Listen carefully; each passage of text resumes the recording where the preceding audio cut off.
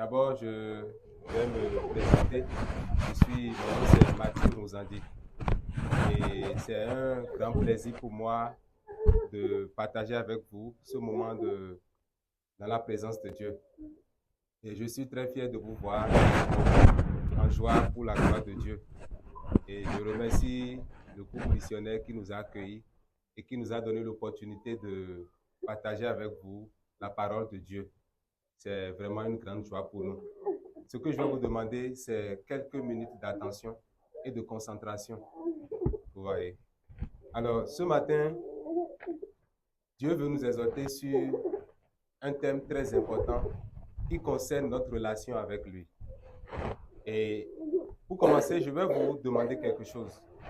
Imaginez que vous êtes un homme. Vous savez que 14 février, c'est le jour de l'amour et il y a beaucoup de personnes qui préparent déjà leurs cadeaux qu'ils vont offrir à leur femme, à leur fiancé. Et imaginez que un homme aime une femme et il lui fait tout, il lui donne de l'argent, il lui donne tout ce qu'il faut, il lui donne de l'attention. Et en retour, cette femme-là ne reconnaît pas ça pour lui. Cette femme-là, chaque jour, elle se plaint. Elle ne fait rien aussi pour démontrer son amour envers son mari. Qu'est-ce qui va se passer? Est-ce qu'entre eux, le courant va bien passer? Non. Il en est ainsi aussi de notre relation avec Dieu. Frères et sœurs, l'amour répond à l'amour. Et la question que je vais poser ce matin, ce n'est pas est-ce que Dieu nous aime? Parce que l'amour de Dieu est démontré. Nous savons chaque jour que Dieu nous montre son amour. Mais la question que je vais poser, c'est est-ce que nous aimons Dieu en retour? Est-ce que nous aimons Dieu en retour? Ce matin, nous allons étudier l'histoire d'un homme appelé Salomon, le roi Salomon, et nous allons montrer dans un premier temps ce que Dieu lui a fait, ce que Dieu a fait à Salomon. Et dans un second temps, nous allons montrer comment Salomon a réagi par rapport à la grâce de Dieu. Donc, je vais aborder essentiellement deux choses.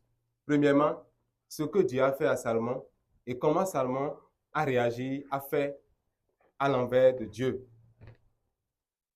Alors, pour aborder le premier point, avant d'aborder le premier point, nous allons ouvrir nos Bibles dans le livre de 1 Roi, le chapitre 3, versets 3 à 4. 1 Roi 3, versets 3 à 4. Je vais le lire ici pour que nous puissions gagner du temps. Salomon aimait l'Éternel et suivait les coutumes de David, son père. Seulement, est-ce que nous tous, nous sommes là? Je vais attendre un peu que tout le monde soit là, que la majorité soit là. Est-ce que quelqu'un a déjà ouvert cette partie? 1 Roi, chapitre 3, verset 3 à 4. 1 Roi 3, 3, 4. C'est bon? Alors, je vais lire dans le nom de Jésus. Salomon aimait l'Éternel et suivait les coutumes de David, son père. Seulement, c'était sur les hauts lieux qu'il offrait des sacrifices et des parfums. Le roi se rendit à Gabaon pour y sacrifier, car c'était le principal des hauts lieux. Salomon offrit 1000 holocaustes sur l'autel. Que l'Éternel bénisse sa parole. Alors, nous savons tous qui est Salomon. Salomon, c'est le fils du roi David. C'est le fils, l'enfant du roi David. Et nous savons comment il a eu ce fils. C'est le deuxième fils qu'il a eu après que le premier est mort. Il a eu le fils là avec Bathsheba. Lorsqu'ils ont commis l'adultère, ils ont désobéi à Dieu. L'enfant qui est sorti est mort. Et c'est l'enfant qui a suivi cela qui est Salomon. Donc Salomon est né dans un événement vraiment qui n'est pas trop bien. Mais malgré cela, son nom qui s'appelle paix. Quand on dit Salomon, ça veut dire la paix. Cela montre que Dieu a rétabli aussi et a restauré David. Et malgré cette situation dans laquelle Salomon est né, Dieu l'a choisi. Dieu l'a choisi pour devenir le roi d'Israël. Et il était très jeune. Salomon était un homme très jeune. Et beaucoup de personnes, les historiens disent qu'il aurait entre 12 à 20 ans. Donc, c'était un homme très jeune. Et Si vous voyez bien ce que je viens de dire, vous allez voir que la grâce de Dieu était sur la vie de Salomon. Salomon, il ne méritait pas normalement être choisi comme roi. Mais quand nous étudions, nous voyons que dans la Bible, quand nous remontons dans les chapitres qui ont précédé, Dieu l'a choisi par grâce. Ça, c'est la première chose que nous remarquons. Dieu a choisi Salomon pour être roi, pas parce qu'il méritait, il avait des barbes, il avait une voix rauque, non. Mais il était un homme, il était très jeune. Et quand nous parlons d'un roi, d'un royaume, ou bien d'un pays à gouverner, pour qu'on mette quelqu'un à la tête d'un pays, il faut que cette personne ait des expériences. Il faut que cette personne connaisse comment ça fonctionne. Parce qu'il va gouverner sur les papas et les mamans, les grands-papas et les grands-mamans. Et il va prendre des décisions. Donc, malgré l'âge de Salomon, Dieu l'a choisi. Et il n'était pas aussi le premier-né. Il n'était pas le premier-né parce que, normalement, après David, c'est Salomon. Après David, c'est le premier-né qu'il a eu qui devait être là. Ce qui n'a pas été le cas. C'est une grâce qu'il a eue. La deuxième chose que nous avons remarqué dans la vie de Salomon, ce que Dieu lui a fait, c'est que malgré les oppositions, lorsque Salomon voulait prendre la place, il y avait quelqu'un qu'on appelait Adonijah. Lui, il a organisé même une fête pour dire que lui, il est déjà le roi. Et il a donné à manger aux gens que lui, il est déjà le roi. C'était comme un coup d'État qu'il voulait faire pour prendre la place de Salomon pendant que David était vivant encore. Mais Dieu l'a protégé. Dieu a protégé Salomon. Il est le roi finalement. Il est le roi. Et vous pouvez consulter ça là dans 1 Roi 1, 39 à 40. L'autre chose aussi, la dernière chose importante dont je vais parler, pour montrer comment Dieu a été gracieux, Dieu a fait grâce, Dieu a fait démontrer sa bonté envers Salomon, c'est de montrer que Dieu a fermé son règne et lui a donné la paix. Lorsque vous êtes roi dans un pays, et chaque fois c'est la guerre, c'est les bagarres, vous ne pouvez pas régner. Même votre économie ne peut pas émerger. Mais Dieu a donné la paix à Salomon pour montrer que s'il a fait grâce. Et quand nous parlons de la paix, dans un royaume, lorsqu'il n'y a pas la paix, l'économie ne peut pas prospérer. Les affaires ne peuvent pas prospérer. Imaginons que quand on se lève chaque fois, c'est des balles de pistolet par ici. On a appris qu'on a tué quelqu'un ici. Est-ce que vous pouvez circuler pour faire l'économie, pour travailler? Mais Dieu a donné la paix dans le royaume de Salomon.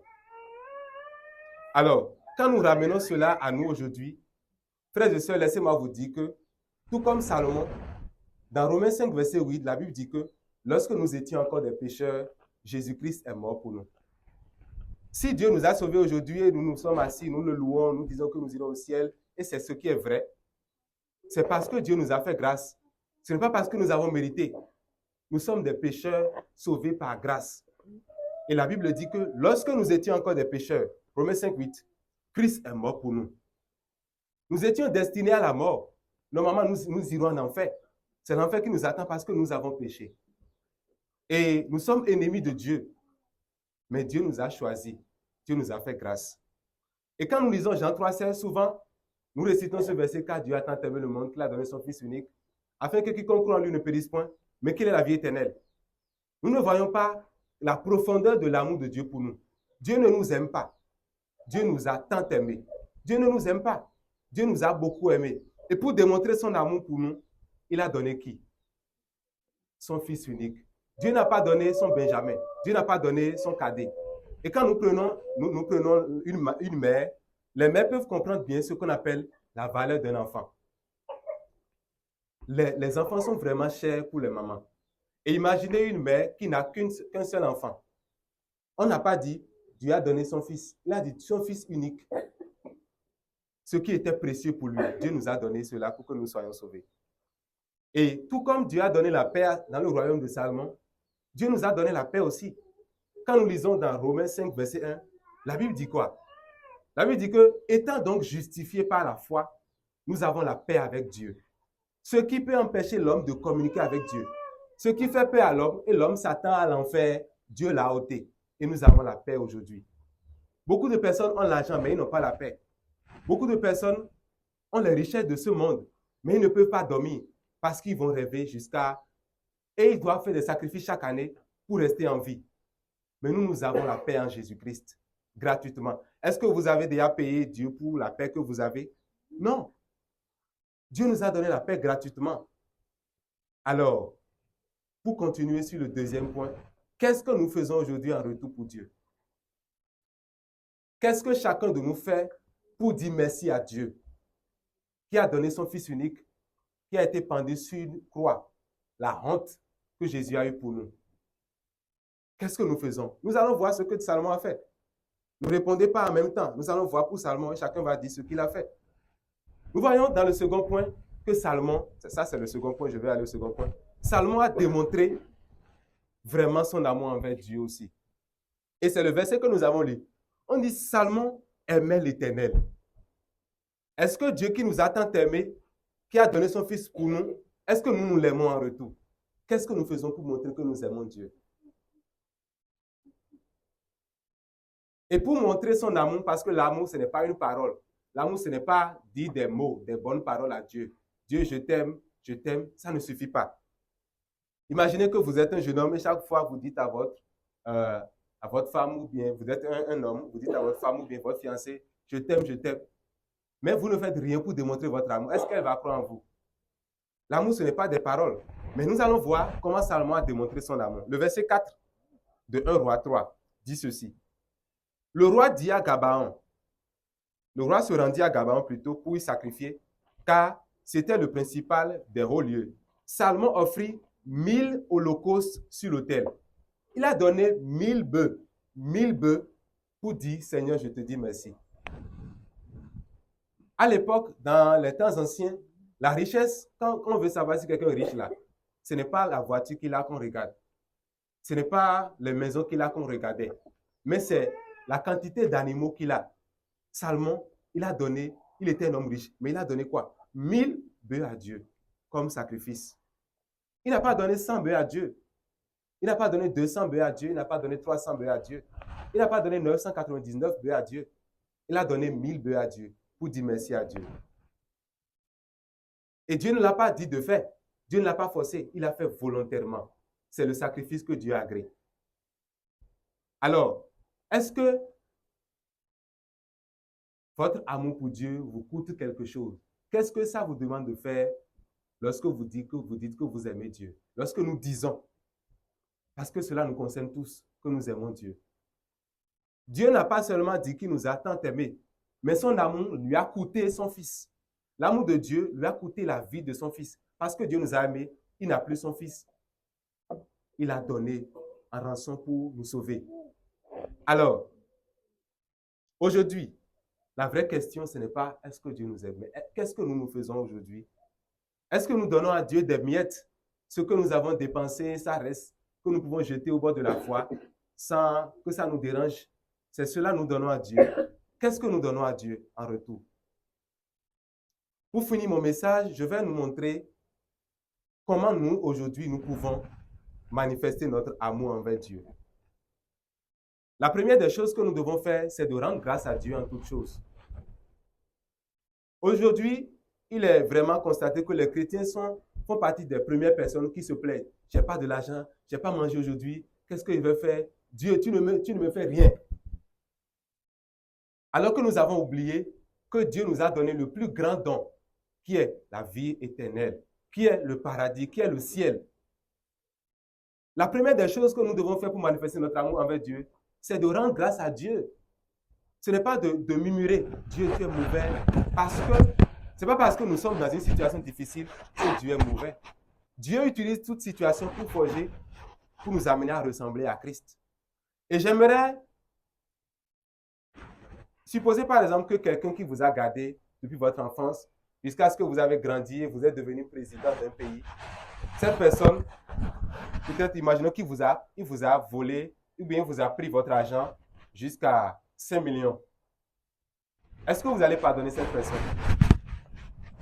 Même si vous allez insulter cette personne, vous allez vous rappeler que sans lui, vous ne pouvez pas grandir pour être président. Parce qu'il vous a donné à manger, il vous a hébergé. Donc, rappelons-nous au moins de ce que Dieu nous a fait. Le don de la vie éternelle. La Bible dit dans Romains que lui qui n'a point épargné de nous donner son Fils, Dieu n'a pas refusé de nous donner ce qu'il avait de plus cher qui est son Fils. Comment ne nous donnera-t-il pas les autres choses avec lui?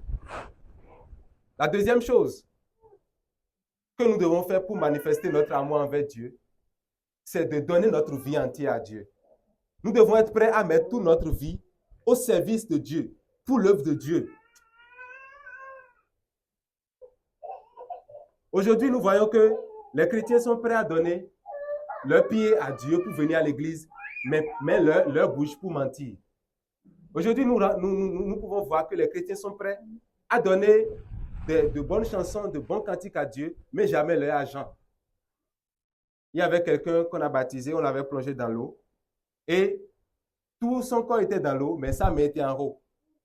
Il avait l'argent en main, il disait que je donne tout à Dieu, sauf mon argent, sauf mes finances. Est-ce que nous sommes prêts à donner tout à Dieu? Et quand nous lisons Romains 12, verset 1 dans le Nouveau Testament, la Bible dit que je vous exhorte, l'apôtre Paul dit, je vous en supplie, par l'amour de Dieu, par la miséricorde de Dieu, à donner votre vie entièrement à Dieu. C'est ça même le sacrifice que Dieu agrée. Le culte que Dieu agrée, ce n'est pas le culte où on vient à l'heure pour chanter sans aimer Dieu. Le culte que Dieu agrée, c'est donner toute notre vie. Être chrétien en dehors de l'église et être chrétien aussi dans l'église. Être chrétien dans les affaires et être chrétien aussi sur les bancs de l'église. Si vous m'aimez, gardez mes commandements. Si nous donnons notre vie à Dieu comme sacrifice vivant, en lui obéissant, nous allons respecter ses commandements. La dernière manière par laquelle nous pouvons montrer notre amour envers Dieu, c'est ce que Jésus a dit à Pierre. Lorsque Jésus est le maître des disciples, il l'a accompagné pendant longtemps. À un moment donné, lorsque Jésus a été sur la croix, eux tous sont fus. Même Pierre retournait à la pêche, alors que Jésus l'a appelé à être pêcheur des hommes. Il est retourné, il est devenu pêcheur des poissons. Il a abandonné l'œuvre de Dieu. Et Jésus est retourné, Jésus lui a dit après, m'aimes-tu? 3 fois. M'aimes-tu? Il dit, Jésus, tu sais que je t'aime. 2e fois, m'aimes-tu? Jésus, tu sais que je t'aime. 3e fois, m'aimes-tu? Il est fatigué. Il dit, tu connais toutes choses. Et Jésus dit quoi? Paix mes brebis. Paix mes brebis. L'amour pour Dieu. Jésus-Christ n'est pas sur la terre. Nous sommes le corps de Christ. Et le corps est la partie de l'homme qui vit dans ce monde. Donc si Jésus-Christ existe aujourd'hui, c'est à travers nous que les gens vont voir ça. Est-ce que nous prenons soin, comme Jésus-Christ, des brebis que Dieu a laissées? Nous n'avons pas besoin d'avoir un diplôme pour aimer ou bien pour enseigner la parole de Dieu. Nous avons besoin de prêcher la parole de Dieu aux gens. Tous les chrétiens sont responsables du salut des gens. Et lorsque nous prêchons l'évangile, nous devons prendre soin de ceux que nous avons amenés à Christ. Alors, si nous disons que nous aimons Dieu, ne soyons pas rapides de le dire. Combien de personnes avons-nous amenées à Dieu l'année dernière? Combien de personnes à qui, lorsque nous avons prêché l'évangile, nous les avons rappelés pour dire comment tu vas et ta vie spirituelle. Si nous ne prenons pas soin des brebis de Dieu, notre amour pour Dieu est un amour vocal et non un amour pratique. Frères et sœurs, pour conclure mon message, j'aimerais dire que Dieu nous a tant aimés. Il ne nous a pas seulement aimés. Et il nous a fait grâce. Il ne nous a pas demandé de l'argent pour nous pardonner. Même si nous, aujourd'hui, nous demandons aux gens de venir s'agenouiller avant de les pardonner. Dieu ne nous a pas demandé rien. Et comme Salomon a répondu à cet amour en donnant 1000 bœufs, nous devons aussi offrir à Dieu ce qui nous coûte. Comme David l'a dit, je ne donnerai pas à Dieu ce qui ne me coûte rien. Et son fils l'a encore dit. Ça veut dire qu'en tant que père et mère, lorsque nous donnons des miettes à Dieu, nous ne donnons même pas de temps à Dieu pour lire la Bible. Comment nos enfants vont emboîter nos pas? Lorsque les enfants ne voient jamais papa prendre la Bible, et les enfants voient que papa ne vient que suivre seulement les prédications de dimanche, comment l'enfant peut savoir la couleur de la Bible? Quelle couleur prend la Bible? Nous devons faire aujourd'hui le choix pour marcher avec Dieu en démontrant notre amour. Nous allons nous tenir debout pour prier. Ce matin, certainement Dieu m'a parlé et Dieu nous a parlé tous. Et nous allons prier, demander à Dieu, Seigneur, je te demande pardon parce que depuis que j'ai cru en toi et je suis sauvé, je ne t'ai jamais dit merci pour le salut que tu m'as donné. Je me plains chaque fois de ce que je n'ai pas encore mangé. de ce que je ne sais pas, ce que demain réserve. Demandons pardon à Dieu pour n'avoir jamais demandé, remercier Dieu pour la vie éternelle. Seigneur, je te demande pardon parce que je n'ai jamais souvent, je ne me rappelle pas souvent de ce que tu as fait pour moi sur la croix. Chaque fois, je me plains. Et parfois même, je suis prêt même à abandonner la voie de l'église à cause de ce que je n'ai pas encore, à cause de ce que les enfants n'ont pas encore mangé. Alors que toi, Dieu, tu as donné ton Fils unique, ce qui est plus cher pour toi. Seigneur, je te demande pardon. Parce que j'ai oublié ta grâce dans ma vie. J'ai oublié ta grâce. J'ai les regards sur le futur qui n'est pas encore là. Au lieu, et j'ai oublié ce que tu m'as fait en arrière. Lorsque nous oublions ce que Dieu nous a fait dans le passé, nous murmurons. Nous n'avons plus confiance en Dieu pour achever ce que nous avons commencé. Mais la Bible dit que Dieu est fidèle, il va achever ce qu'il a commencé dans notre vie.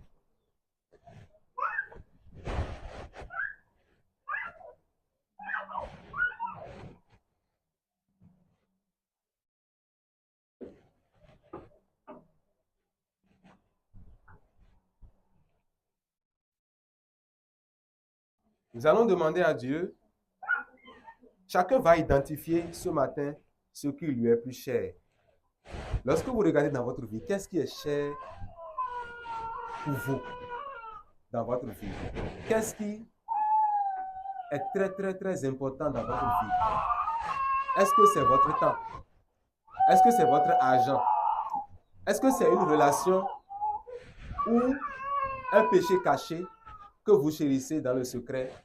Dieu veut aujourd'hui que nous offrons tout notre corps pour lui obéir. Demandons à Dieu, Seigneur, je te livre toute ma vie. Je te laisse toute ma vie comme sacrifice. Je te laisse ma bouche pour prêcher l'évangile et non pour insulter. Je te laisse mes pieds pour annoncer la bonne nouvelle et non courir dans les maisons des prostituées. Je te laisse mes yeux pour lire la Bible et non pour être distrait. Donnons à Dieu ce matin ce qui nous est cher, parce qu'il mérite cela. Il nous a donné ce qui lui était cher. Identifions. Ce moment n'est pas un moment seulement de prière. C'est un moment de réflexion et d'identification, de savoir qu'est-ce qui est cher pour nous. Si vous n'avez pas encore identifié ce qui est cher pour vous, vous avez tout le temps. Après même ce moment pour lui donner à Dieu. Regardez dans votre vie ce qui est cher. La dernière prière que nous allons faire ce matin, nous allons prendre l'engagement pour l'offrir à Dieu. Non seulement nous avons identifié, mais nous voulons l'offrir. Parce que identifier sans l'offrir, c'est perdre le temps. Savoir ce que Dieu veut pour moi sans jamais le faire, c'est me tromper. Donnons-le à Dieu ce matin. Non pas parce qu'on nous a forcé à le faire par la prédication, mais parce que nous aimons Dieu. Prions sincèrement.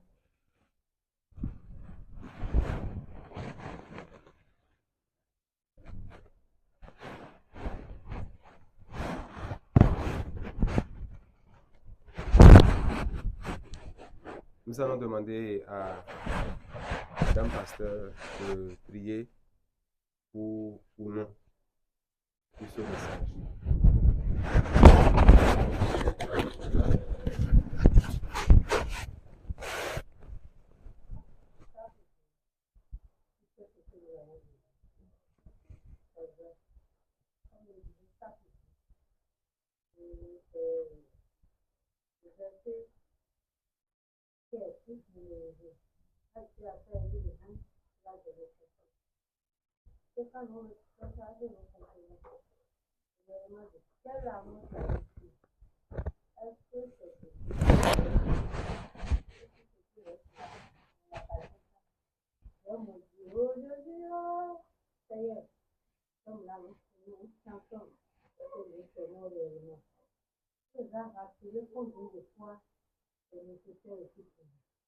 Nous avons vu des exemples dans la vie qui confirment que nous devons laisser papa.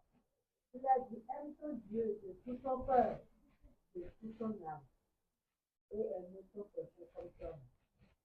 Seigneur, permets que cette parole que nous venons d'écouter ce matin puisse avoir des racines en nous au nom de Jésus. Amen.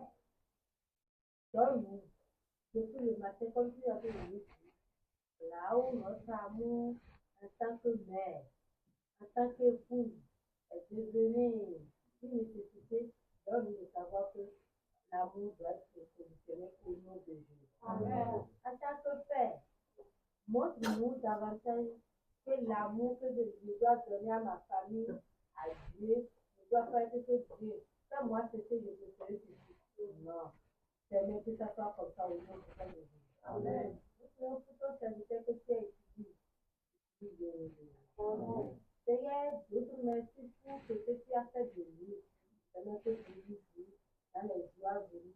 Tu puisses parler davantage à travers lui. Tout ça au nom de Jésus. Amen. Ce qu'il y a en lui aussi qu'il faut corriger, fais-le au nom de Jésus. Amen. Permets qu'il soit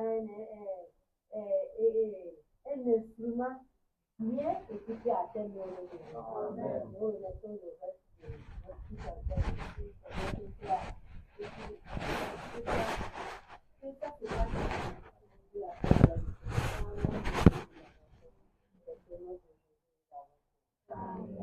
Est-ce que nous pouvons, il y a le verset à mémoriser là, 1 Jean 4, 19, qui dit, pour nous, nous l'aimons parce qu'il nous a aimé le premier.